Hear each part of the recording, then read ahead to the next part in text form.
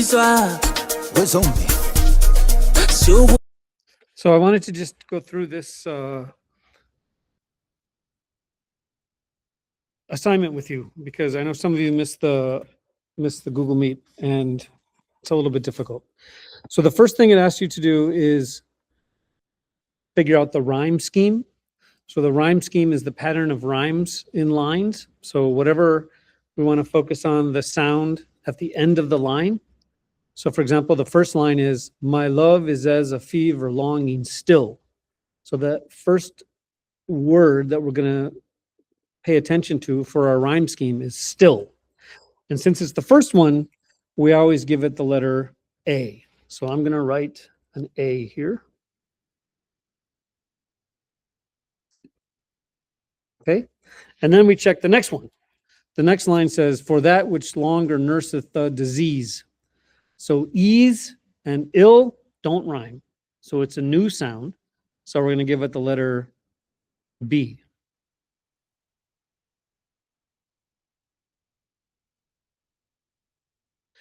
And then we look at the next line. Feeding on that which doth preserve the ill. Ill. Rhymes with disease? No. So it's not B. Does it rhyme with still? Ill? Still? Yes. So that's going to be another A. My letters are a little too big here. I don't know. Best way I know. And then we look at the next line. The uncertain, sickly appetite to please. Please rhymes with disease. So we're going to put B. Okay, so far we have A, B, A, B.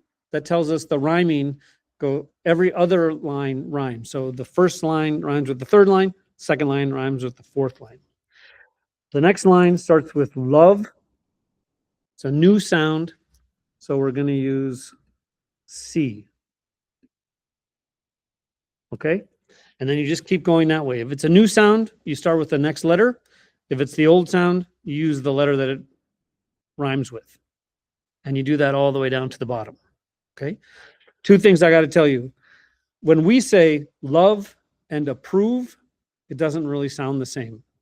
But there's one thing is they might have rhymed in Shakespeare's time. You know, people might have said love, approve. I don't know for sure. But sometimes we can also say it rhymes because it looks like it's going to rhyme. We call that a sight rhyme. So love and approve, for the purpose of this poem, rhyme. So we're going to call this line a C. And then another place when he says, past cure I am, now reason is past care. And then this line, R, care and R, the way we pronounce them, don't really rhyme, but they're close enough.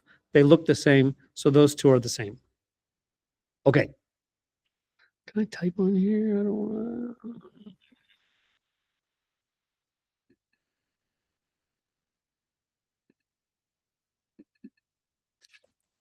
Yeah, I won't be able to type on here, so I'll just have to say it. So, to what has the poet compared love, and how has it affected him?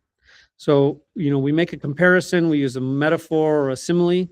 In the first line, it said, my love is as a fever. It's like saying, my love is like a fever, or my love seems like a fever. So, for the first one, to what has the poet compared love? He's comparing it to a fever. You know, fever is when you have a high temperature and you don't feel good and you're sweating and all that kind of stuff. It's like a disease. So he's comparing love to a disease. How has it affected him?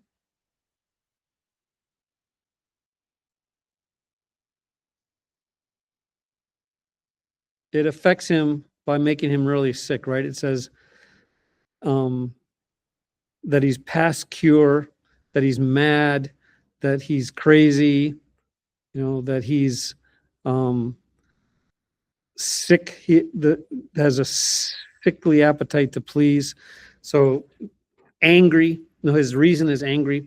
So there's lots of things you can say about how has it affected him, but you can also just say, you know, if he thinks love is like a disease, how does it affect him?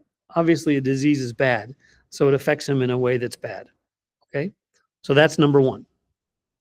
Number two says, what is the meaning of nurseth in the second line, and how is it ambiguous? So nurseth is formed from the word nurse. And when you nurse somebody, you help them. A nurse is somebody who helps you. So the meaning of nurseth is helping, right? So you can say the meaning of nurses is helping. And how is it ambiguous? Ambiguous is a word that can mean two different things, or it's a sentence that can mean two different things, maybe three different things, right? You can't tell for sure what it means just by looking at it. If somebody says yes, that's ambiguous because you don't know. What question are they answering? Why are they saying yes? You don't know. We would say it's ambiguous. So why is it ambiguous here when he says, my love is as a fever longing still for that which nurseth the disease? Well, let me just copy those two lines. So longing means wanting, like really, really wanting. So he says, my love is like a fever, and it wants that which nurses the disease. So it's ambiguous because when you're sick, you want somebody to nurse you. You want somebody to help you. That's good. But the nurse, the thing he wants, what does he want? He wants the thing that nurses the disease. So he wants the thing that causes the disease to help him. So it's bad, right? So it's ambiguous because is he saying that he wants the thing that causes the disease because he loves this woman? Or is he saying he likes being sick? He wants the thing that makes him sick, So it's ambiguous. Okay. I hope that makes sense. So if we just want to say what the poem is trying to say, the poem is trying to say that the person who wrote this poem feels love to be a sickness. The person he loves, he wants that person. He longs for that person. He desires that person. But he knows that that person makes him sick, gives him a disease, right? So there's something complicated and bad about this relationship, right? But that's what we know so far. Okay. Who or what is the physician and what has happened to that physician? Physician is another word for doctor. So if he has a disease and there's a nurse, there must be a doctor, right? Somebody who's trying to help him. So who or what is the physician? So if we look here, my reason, oops. Oh my gosh, Mr. Doyle. My reason, the physician to my love. So the answer to the question is who or what is the physician? The physician is his reason. And by his reason, we mean his ability to think clearly, right? When you have your reason, you're a normal human being. You can think about things. If somebody asks you something, you can explain it. You use your thinking ability. And he's saying that his thinking ability, his brain, is the doctor for his love. Meaning that, how sometimes we say, think with your head, not with your heart, So we sometimes think, Shakespeare definitely thought, that you have the ability to think and to be able to understand using your brain, and then you have the ability to feel emotions and to get angry or to get upset or something like that, right? And he's saying that love is kind of an emotion and thinking is something we do with our brains. So he wants his thinking brain to fix his heart so that he's not in love anymore. Does that make sense? So he knows he shouldn't be in love. When he thinks about it, when he's not feeling emotions, when he's not feeling love, and he just thinks about it, he realizes this is bad. I shouldn't love this woman. She makes me sick. But his reasoning, the brain that's supposed to be helping him think that, the brain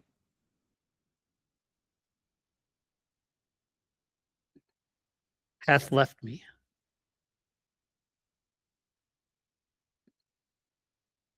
Right? So my reason, the physician to my love, angry that his prescriptions are not kept, that angry that is not listening to him, hath left me. So the answer to this question, who or what is the physician?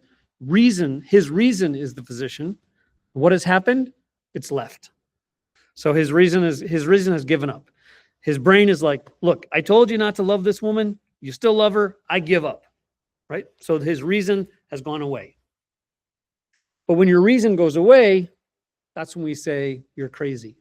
Right? If you're not thinking anymore, if you're not using your brain anymore, we say you're crazy, or Shakespeare would say you're mad. Mad is another word for crazy. So the next one says, what suggests that the poet is past cure?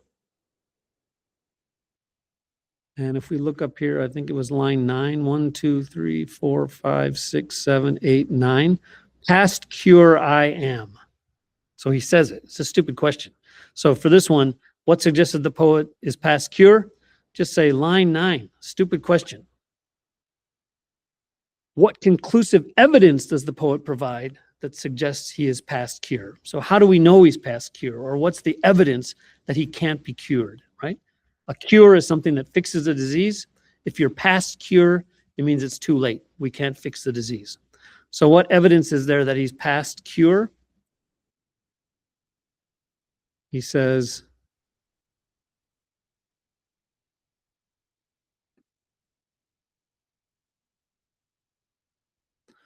frantic mad with ever more unrest, my thoughts and my discourse as madman's are.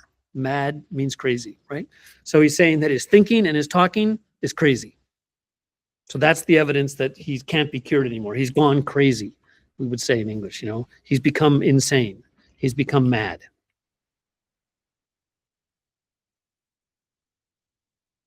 So that's this one. And then the irony of the poet declaring himself mad. What is the irony of the poet declaring himself mad?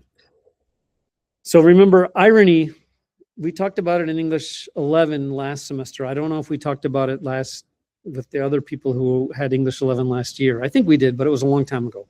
Irony is in writing or in literature when the opposite of what you expect happens. So somebody says something or something happens, and it's kind of the opposite of what you expect, and it really makes you think about things. So here, the poet is saying that he's crazy. I'm insane. My reason has gone. I can't think anymore, right? But the poet who said that wrote this poem. And this poem has a rhyme scheme, A, B, A, B, C, D, C, D, right? It has a rhyme scheme. It has a very careful meter or rhythm. Every line has 10 syllables, maybe 1 or 2 small cheats, but every line has 10 syllables. Every line has the same rhythm, the iambic, ba-bum, ba-bum, ba-bum, ba-bum. A crazy person couldn't write this poem. So what is the irony of the poet declaring himself mad? He says he's crazy, but he wrote this poem that shows he's not crazy. So you wouldn't expect somebody who writes a poem like this to say that he's crazy, right? That's not what you'd expect. That's why it's kind of ironic. And it's supposed to make us think about how sometimes we can say like, oh, I've gone crazy with love or something like that. When you don't really, you know, it means it's like a metaphor. It's kind of an exaggeration. But that's why we'll say it's ambiguous. I mean, we'll say it's ironic. It's ironic because a person who's crazy couldn't write a poem like this that says, I'm crazy.